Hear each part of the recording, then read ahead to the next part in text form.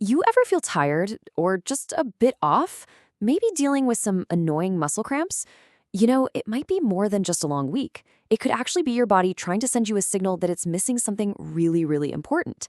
So today, we're going to dive into the world of magnesium, an absolute powerhouse mineral for our health.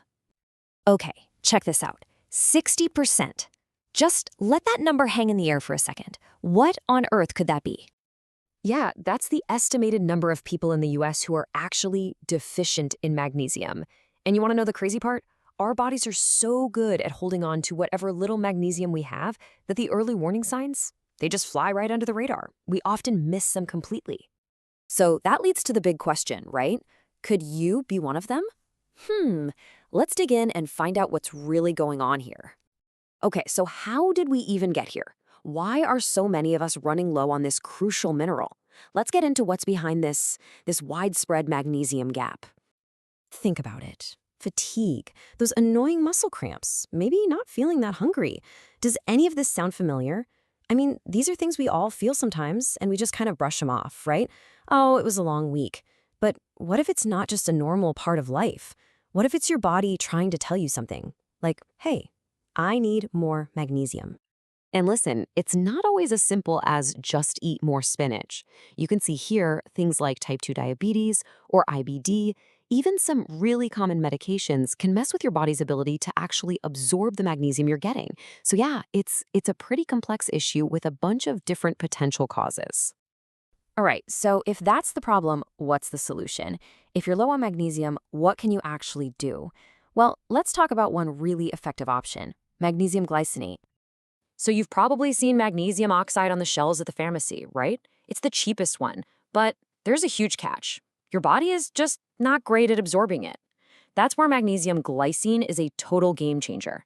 It's super absorbable, which means your body's actually using what you're taking. You get the benefits you're paying for. This all comes down to a word you might have heard before, bioavailability. It sounds super scientific, but the idea is really simple. It's just how much of a substance can your body actually put to work? And with magnesium glycinate, the bioavailability is way up there, so you get way more bang for your buck. So what's the secret sauce here? Well, it's the glycine. You can think of this little amino acid like a bodyguard or a VIP pass. It basically grabs onto the magnesium and walks it right into your system, making sure it gets absorbed properly.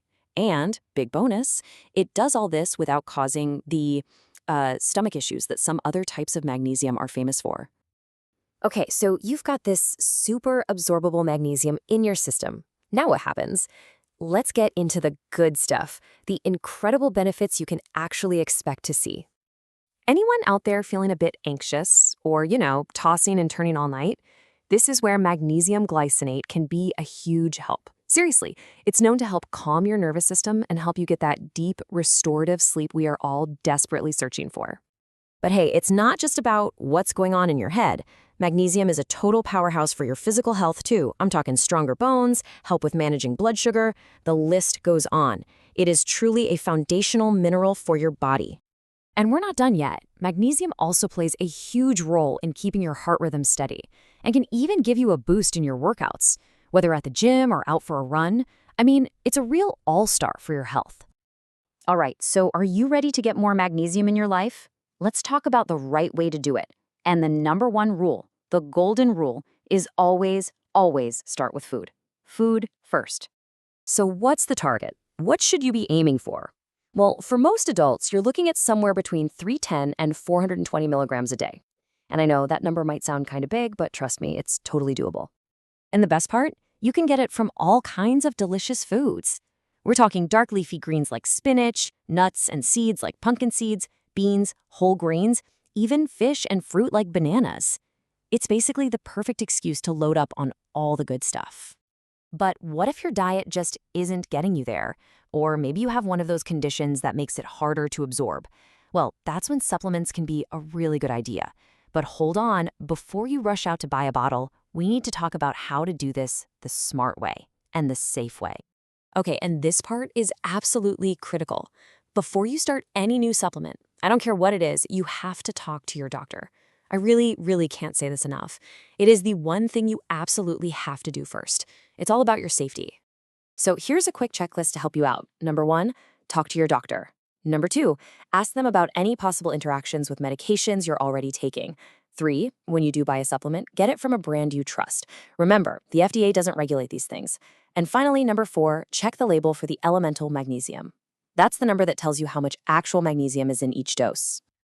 Now, don't panic. It's actually really hard to get too much magnesium just from food. But with supplements, it is possible. So just so you're aware, here are a few of the signs to watch out for if you think you might be overdoing it. So what's the bottom line in all of this? Magnesium isn't just some nice-to-have thing. It is a fundamental, absolute cornerstone of your health. Your muscles, your nerves, your bones. Your entire body needs it to work properly every single day. So I'll just leave you with this final thought. You feel your body every single day, but the real question is, are you giving it all the essential tools it really needs to not just survive, but to truly thrive?